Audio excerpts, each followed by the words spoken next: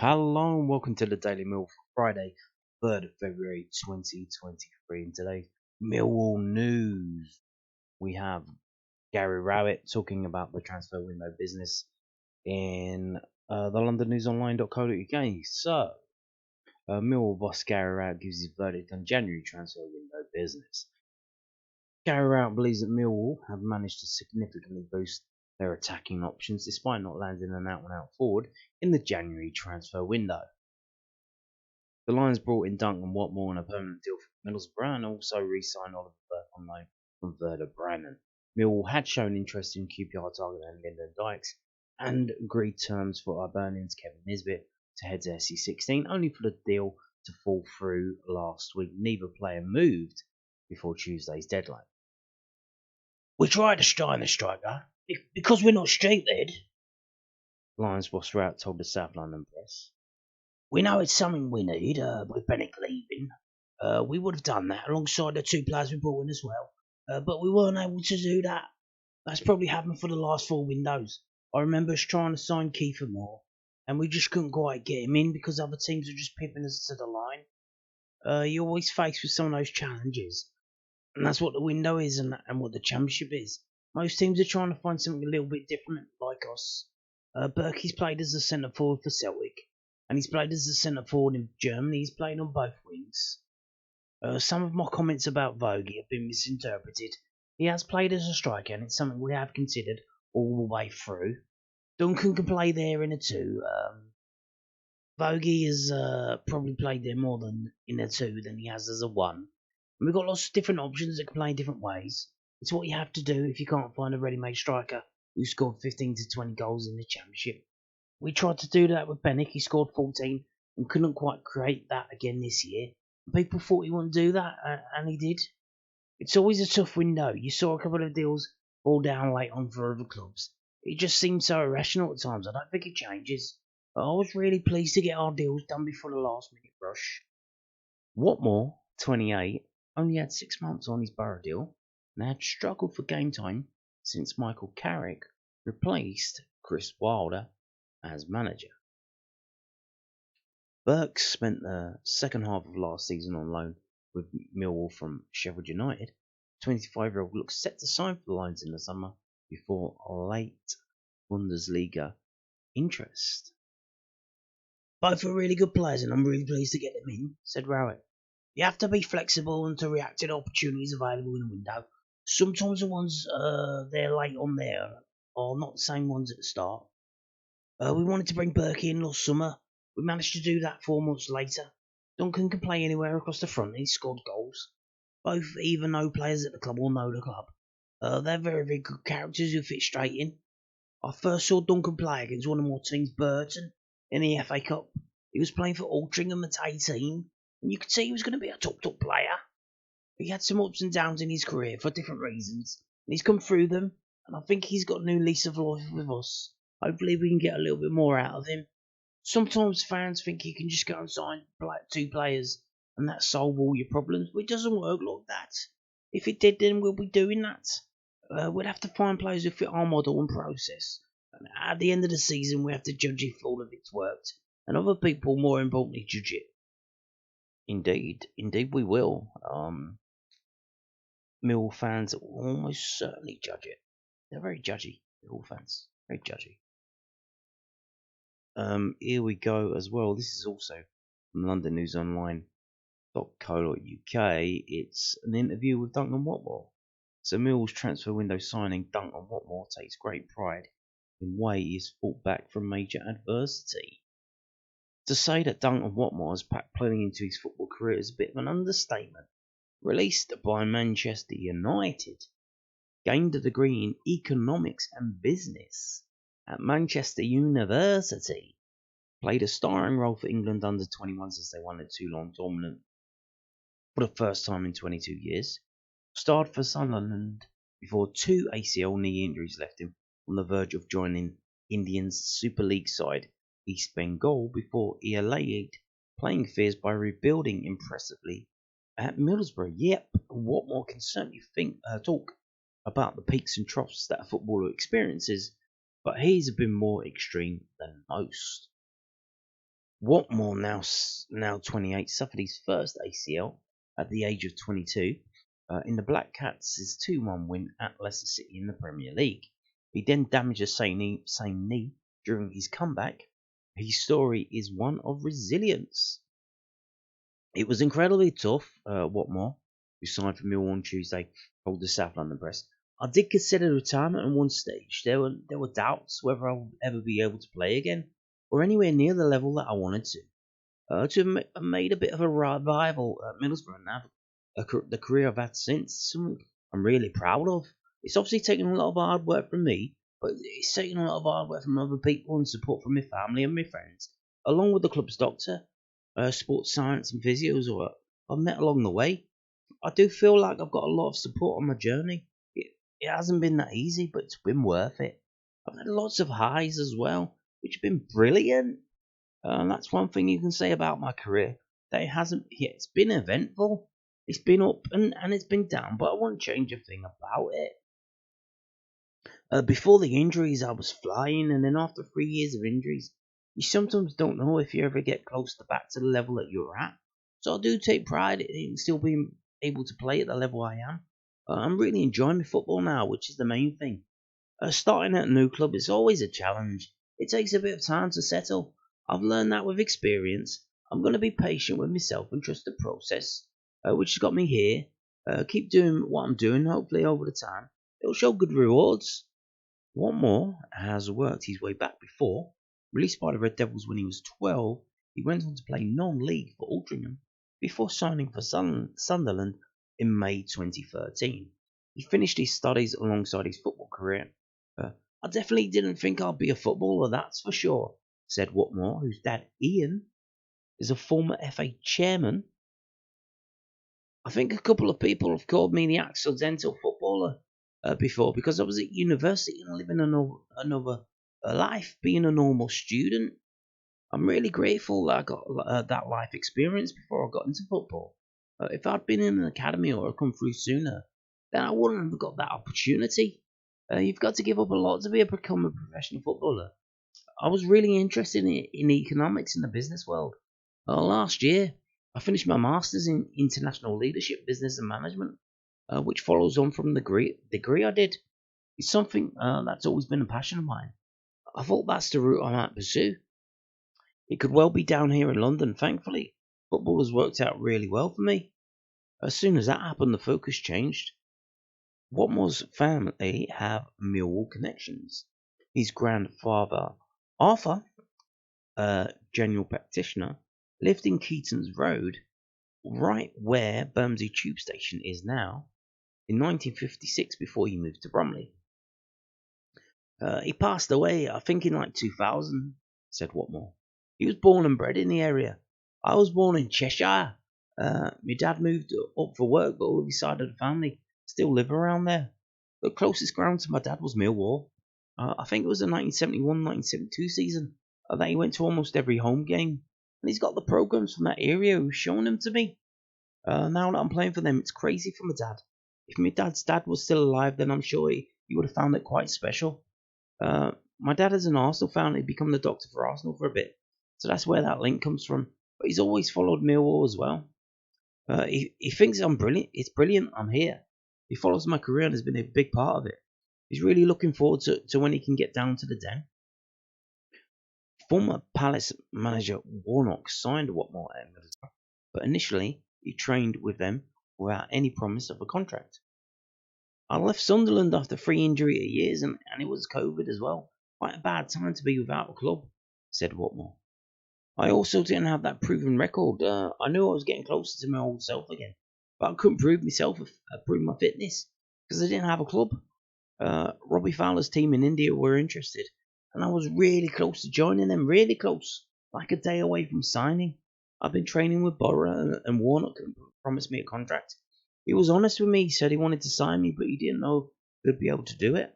I decided to stay at Borough and hope that they could find a way to sign me. I kind of put all my eggs in that basket. A couple of weeks later, Warnock managed to get it done. I love my time there. It's a brilliant club. That was a very good decision of mine, but I'm also lucky that Warnock and Borough wanted to take that chance on me. I'm forever grateful for that. Watmore signed in late November 2020 and finished with 9 goals from 30 appearances, making him Borough's top scorer that season. He has no grudges, however, over his departure. Michael Carrick's a brilliant man. I learned a lot working under him in the time that he's been there, said Watmore. I was still coming on and I was still close to starting. It was just we had a really good team and we were winning games. That's just the way football is sometimes. I completely understand it. Does he see it as joining a playoff rival? Yeah, definitely, said Watmore. That's 100% our vision, and that's fully the aim. So there you go. Good long form interview with Duncan Watmore there about his family connections to the area. So interesting stuff. Will that give him the extra vavoom on the pitch? We certainly do hope so. Will he play tomorrow? Will he start tomorrow? I think he'll definitely play. He's certainly going to be on the bench. But will he start? Who knows? Now, talking of tomorrow, the game is sold out. Tickets are sold out. So important information for anyone attending the game. If you've got tickets to collect, it's going to be a bit of a bum fight. As any long-term Millwall fan will know, these kind of situations can be a bit haphazard, but the club are trying to deal with that by putting the information out there early. So, this is from millwallfc.co.uk. Important ticket office information for Millwall fans attending Sunderland fixture. Millwall take on Sunderland in the Sky Bet Championship on Saturday afternoon, kick-off 3 p.m. in front of a sold-out Den crowd. Yay! The Lions have issued the following ticket and advice to supporters attending SC16 this weekend to ensure that everyone is aware of which areas will house certain inquiries, and to also ensure that all fans are inside the stadium for kick-off. Yes, there's obviously going to be a lot more queues to get in, a lot more queues for collecting your tickets. Everything's going to be a bit more troublesome, bothersome, annoying, etc. So figure that in your mind when you're going to get down there, and making allowances for it. So normally for collections, they would have one section that's on the other side available, but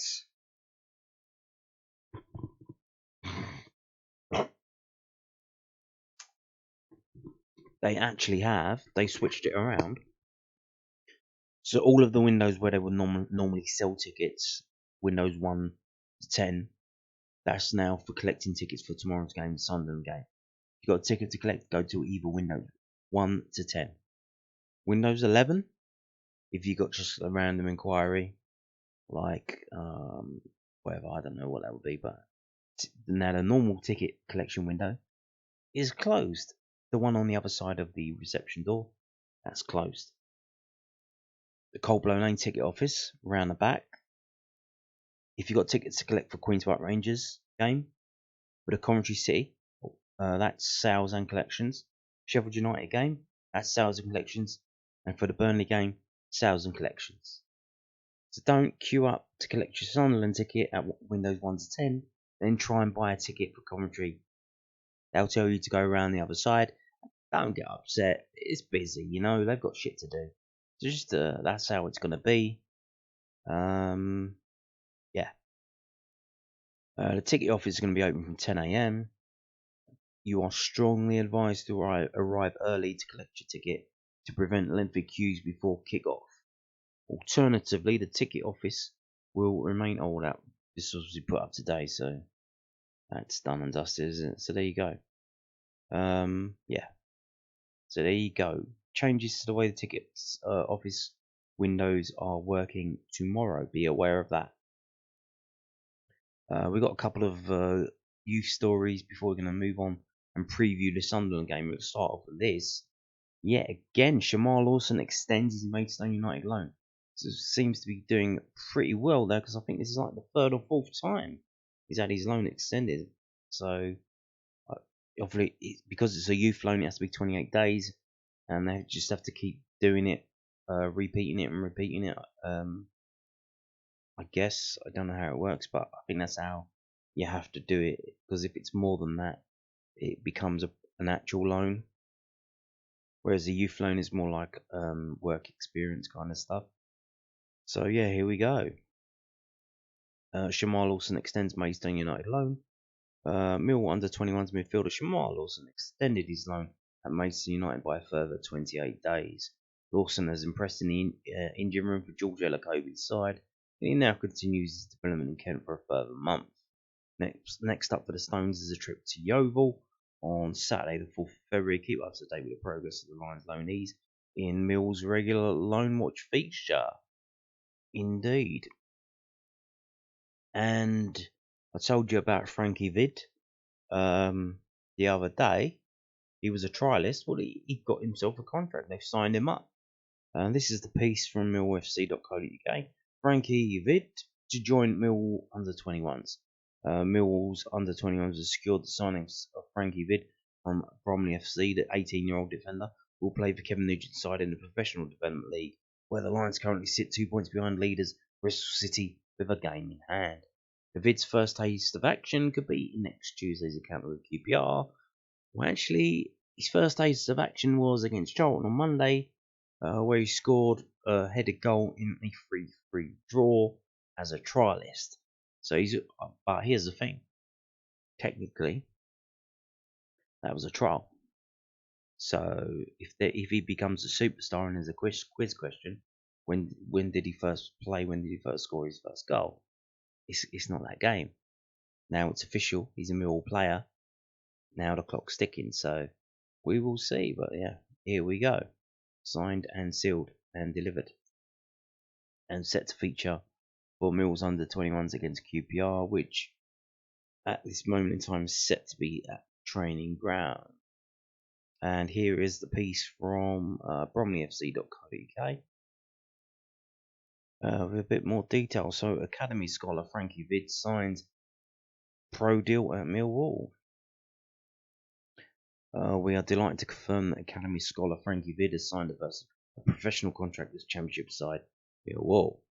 The defender arrived at Hayes Lane 4 years ago, and his development has been a very pleasing watch for everyone associated with Bromley FC. Labelled as a superb defender and natural leader from Academy coach Jamel Watchjack, Hvid has also demonstrated his attacking threat too, netting for our under-18s and under-23s on multiple occasions this season. Bromley still have under-23. That's not a misprint. Pardon me. His performances in the FA Youth Cup really encapsulated him as a player and a person. He is mentally very strong and embraces a challenge head on. Hvid netted the Ravens' only goal in their FA Youth Cup second round tie against Ipswich Town back in November. His journey at the football club hasn't always been smooth, and it's a great example for young players that there are always opportunities out there with the right application and a bit of luck along the way. Everyone at Bromley FC wishes Frankie all of the best. Indeed. So it's kind of a switch, I guess. We sold B-Sot Topology to Bromley. He's like 21 now, I guess. And then we re-sign a player 3 years longer, playing in a similar position to him. 18-year-old Frankie Hvid. So, and now he's got 3 years to train on and get him up to a level, or he might find himself back at Bromley. So the clock is ticking. No pressure, mate, though. But yeah, let's crack on and get it done. Now, moving on to preview the Sunderland game tomorrow. So here we go. This is from 11v11.com. As you probably aware by now, we haven't played them that much actually. So I think we've got like 19 games here, but one of them is actually that infamous game in the FA Cup semi-final, which was absolutely an amazing game to attend at Old Trafford on the 4th of the 4th of the 4th. Well, that's listed here as a Millwall game because it said Millwall Sunderland, so it's alphabetically here. But we generally beat them. We haven't lost at home to them since 1995, which I think wasn't that the season we got relegated. 95-96, I believe it was. Not a good year for Millwall, or it might have been our first year. yeah, I don't think that was a good time for Millwall. So that's the last time we lost to them. Although the last game we actually drew 1-1. There is that, and that was in 2018. And before then, you have to go all the way back to 1979, 1974, and 1972, when they beat us. So they've beaten us 4 times in like 18 games. But it must have been a bit weird. So we didn't play them until 1970. And we didn't beat them for the first 3 times they come to the Den. Which in the 70s must have been kind of weird as a Millwall supporter. 3 years in a row this team turned up and they didn't lose. But there you go. 0-0 draw, 1-1 draw, and a 1-0 defeat. And we ended up winning just before Christmas in 1973, winning 2-1. And then since then, it's been a lot of wins. Hell of a lot of wins. Worst result was in 1974, losing 4-1 at home. The best result was winning 4-1 at home. In 1991, August 1991, so that must have been near the start of the season. But generally 2 goals. 2 goals, 2-0, 2-1. Generally, that's what happens. Yeah. But you can see in the away fixture is absolutely dire for Millwall. We won there twice, or was it 3 times, in about 18 trips. So if you've been to Sunderland as a Millwall fan and seen us win, you are a very rare specimen indeed. And submit yourself to the Millwall Museum right away. And we lost 6-2 there, we lost 6-0. But generally at the Den, we win. It's a game we win. It is a game we win, so that seems to be a good for us. Moving on to whoscored.com. And they only have the previous 3 games, as we've seen. 2 wins for Millwall, 1 draw, no defeats. We've scored 5 and only conceded 2 in the 3 games, and 4 yellow cards each, which is interesting. If we go down to the table as it stands now, you can see here, next to each other in the league. So this is a really important game. This is a very vital game. We're on 42 points, they're on 41. We have a game in hand of them, so we've won 1 more game than them, 12 wins to 11, and we've both lost 9 games apiece. They've scored a lot more goals than us, but we've conceded 5 less than them. So that's how the table stands right now. If we go, however, by form, let's go to form table first. Aha! The exact same form. 11 points over the last 6 games. 3 wins, 2 draws, 1 defeat. We've scored 7. Only conceded 2 goals in 6 games. That is incredible. That is absolutely incredible. Who still wants George Long to be dropped? Hands up. Leave a comment below. Do you still want George Long to be dropped?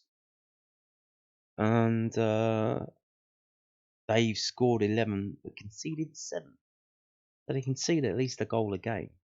Just over.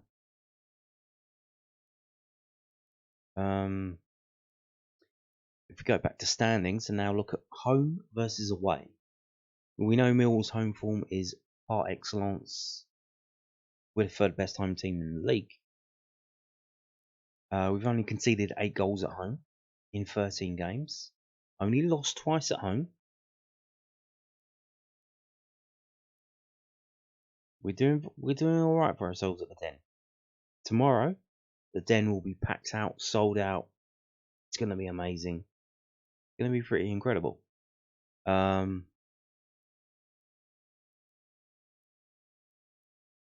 Now away, what's Sunderland's away form like?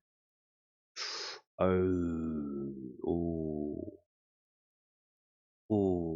that's not good. So they're the 6th best away team in the league. They've won 6 away games. Now here's the thing though. They played 14 away games.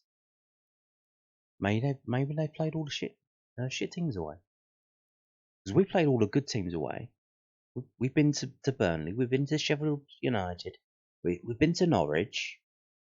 Well, we've been to Middlesbrough. We played all the decent teams away. Maybe Sunderland have played all their away games have been easy away games. Now maybe they've got the hard teams away. We never know. You don't know. I could probably look it up, but I can't be bothered. But this is kind of scary. They're a decent away team. Maybe it's the way they set up, the way they play. Maybe the manager knows what he's doing. So they've scored 22 away goals in 14 games. 6 wins, 4 draws, 4 defeats. Okay.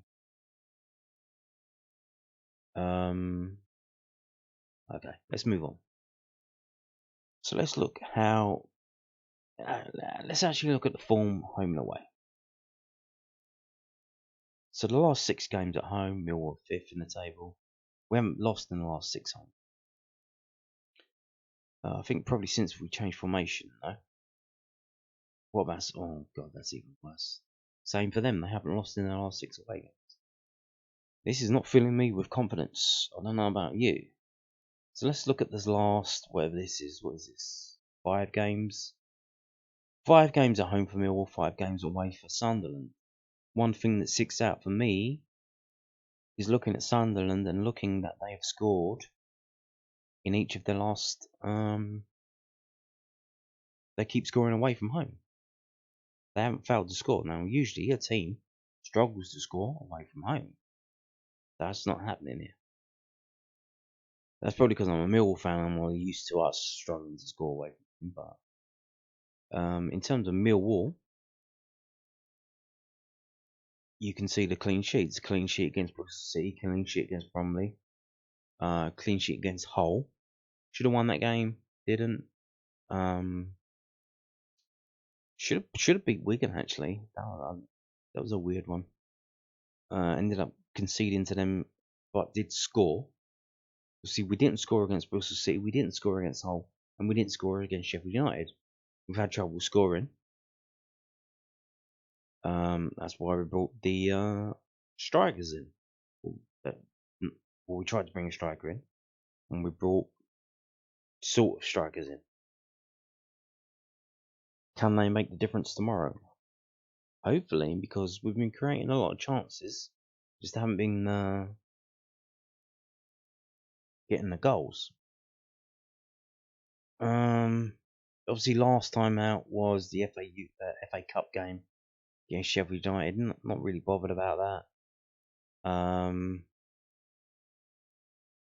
The team has changed a little bit, so not really bothered about that.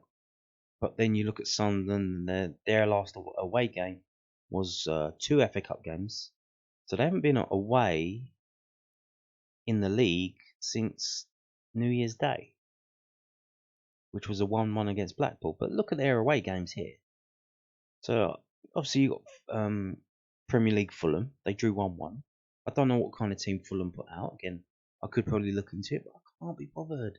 I'm really lazy. I don't care. But you would think it would be a weakened team. Maybe not the Premier League team. Maybe not too weak, but there or thereabouts. But other than that, they went to Shrewsbury and beat them 2-1. They went to Blackpool and 1-1 draw, even though Blackpool had a player sell off. They went to Wigan, Crisis Club, ended up smashing them 4-1. And they went to Hull and only drew 1-1 there. So they, other than Fulham, you would think that they haven't played anyone decent for a while away from home. So maybe we might be doing alright against them. Maybe we will. If we can keep a clean sheet, which is probably not a thing Sunderland see quite a bit of, a team keeping a clean sheet against them, we might have a bit of luck. And there might be a chance of that actually, because they do have some forward players missing. So here we go with the strengths and weaknesses. That kind of looks like it's skewing in Millwall's favour. Here are the match forecasts, which is the longest I've seen in quite a while, this list here. Sunderland will score as a result of individual skill. Is extremely likely. Jesus. Millwall will score from direct free kick, and Millwall will score from set piece situation, and Millwall will create many scoring chances, are all very likely. And then Millwall will make a comeback if they go behind, is likely. Millwall will dominate in the air, is likely, and Sunderland will steal the ball from the opposition often, is likely. Indeed. There is still a stat. We are one of 2 teams in the football leagues who have always won every game that they have taken the lead in. So if we take the lead, pretty likely that we might be winning it. It's not guaranteed, and it is a streak that probably is overdue to end, but kind of impressive nevertheless. So let's move on and have a look at the possible lineups and a preview. This is also from WhoScored.com. So obviously they got a fair few players missing. Pritchard, Lyndon Gooch, and Ross Stewart. And Ellis Sims has gone back to Everton. And why is that important? If we look on the right hand side, before we look at the preview, don't look at the preview yet. Look at the right hand side, the top players. Let me just bring that up above the line there. Ross Stewart, he's injured. He scored 10 goals for them. He's top scorer. Ellis Sims gone back to Everton. Scored 7 goals for them. They got 17 goals missing from their team now. So what does that mean? Is it all on Amid Diallo? They've also brought this geezer in from Leeds, Gerhard. Gelhard. It's going to be on him. Is he any good? Who knows? But here we go. So Millwall had striker Tom Bradshaw to thank last time out, as his first half goal proved enough to earn the Lions all 3 points against Cardiff. Gary Rowett's men have won 3 and drawn 1 of their last 5 league games ahead of the visit of Sunderland. Sunderland followed up an impressive 2-0 win against Middlesbrough with a positive result in the FA Cup, holding Premier League Fulham to a draw at Craven Cottage. The Black Cats are serious playoff contenders, but will have to do without their star man, Ross Stewart, for the rest of the season. Is that an oxymoron? They are serious playoff contenders, but will have to do without their star man goal scorer, Ross Stewart. Well, how does that work? Surely that affects their ability to be serious playoff contenders. And they've replaced him with a kid from Leeds. I don't know about that. And they predict Millwall 1, Sunderland 1. Okay. Fair enough. Now, let's get another preview. Let's get another prediction. Really a preview. From SkySports.com, David Prutton. Let's have a look. What's he had to say? What's he had to say? How far down do we have to go? Millwall versus Sunderland. A big clash between 2 sides very much in the mix for the playoffs. Millwall have had a couple of weeks off, which helped Gary Rowett and his fairly small squad, and he'll have them right up for this one. Sunderland have lost Ross Stewart, which is such a huge blow. Joe Gelhard is coming on loan, and he now has massive shoes to fill. Exactly, David, that's my point. They've done okay without the Scottish striker before, but without him, I think they'll just fall short here. Exactly, that's my point too. And he predicts Millwall 2, Sunderland 1. Okay. Now, time for my prediction. I'm actually going to have to go back. I was having a look earlier at something quite incredible. So obviously there's a lot of teams competing at the top of the table. Okay, thank you.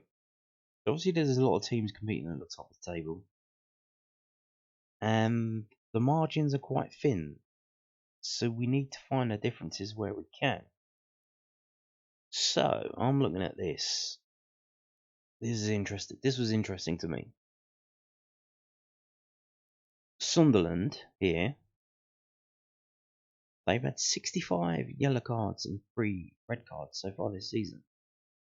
Millwall have had 49 yellow cards and 0 red cards.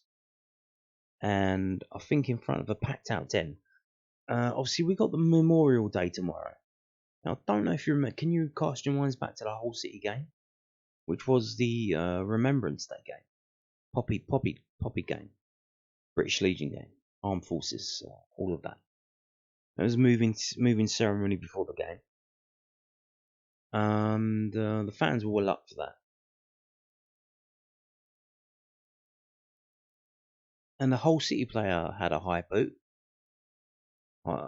kicked basically chest or in his chest or in his face, I think. And he ended up getting sent off. And the crowd are well up for that. And we probably should have won that game. Ended up 0-0, but we've got a similar situation tomorrow against Sunderland. It's going to be a full house. The crowd are going to be well up for it. I think it's our first home game in about a month. We're going to have a memorial situation before the game, remembering all the Millwall fans who passed away last year. I think if there's any kind of tackles or whatever, 50-50s or a bit fruity from Sunderland, I think we could be seeing a Sunderland red card. We could even be seeing a Sunderland penalty. So we could get a penalty from Sunderland. I mean, they could give away a penalty. I mean, it's not beyond the realms of possibility here. Especially, let's have a look at this. So, look at this. This is insane. In home games, Millwall have only got 14 yellow cards. 14. Compared to the rest of the league, that is minuscule. Like, there's barely any there. And I think with having such a full partisan crowd tomorrow, the crowd are going to be on every decision the referee makes. And if the referee wants to have an easy life tomorrow, he's going to side with the home team and the home fans. If we look at the way, here we go, look at this. So Sunderland have got 39 yellow cards away from home and 2 red cards. So I think we could be seeing number 3. That's the first point. I believe.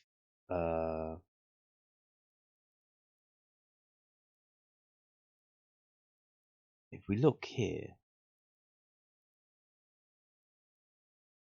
fouls per game, 11.4 fouls per game in away games for Sunderland.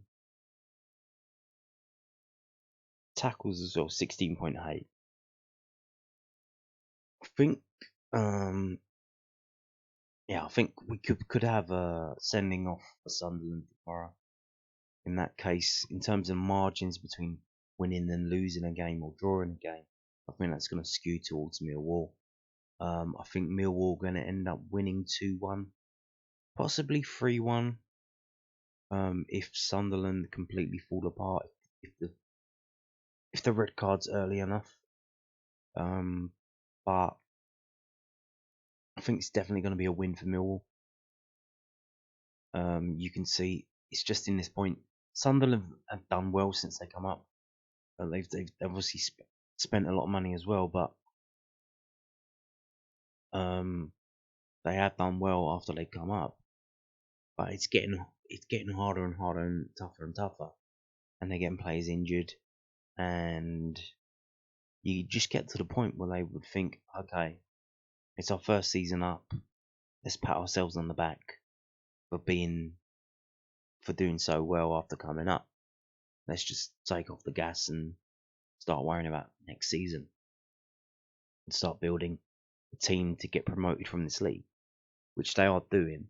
Spend a lot of money, and they could probably just try and finish in the top 2 next season.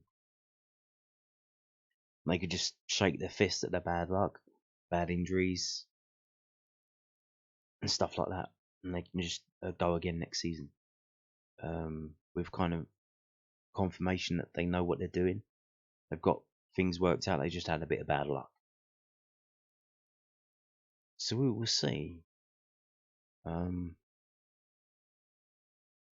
in terms of Millwall, this is kind of do or die now.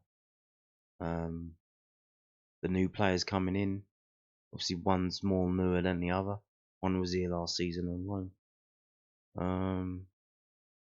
So we'll see how they get used and what they do. Maybe they're the ones who are going to get hacked down for the red card. I don't know. Maybe for the penalty. If a quick breakaway by Burke, he runs through. Oh, they bring him down, penalty. Oh, okay.